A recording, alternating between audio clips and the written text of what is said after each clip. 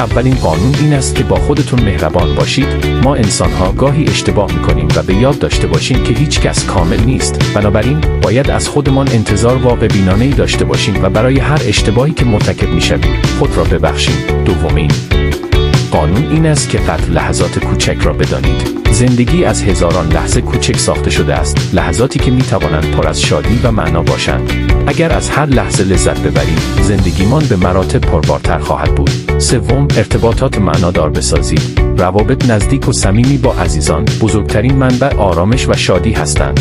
وقتی ارتباطات واقعی داشته باشیم، احساس تعلق و پشتیبانی می‌کنیم که در شرایط سخت به ما نیرو می‌دهد. چهارمین قانون، همیشه یاد بگیرید و رشد کنید. یادگیری پیوسته نه تنها به شما کمک می‌کند تا در زندگی پیشرفت کنید، بلکه به شما افق‌های جدید و راه‌های نوینی برای رسیدن به هدف‌هایتان نشان می‌دهد. 5. خودتان را با دیگران مقایسه نکنید.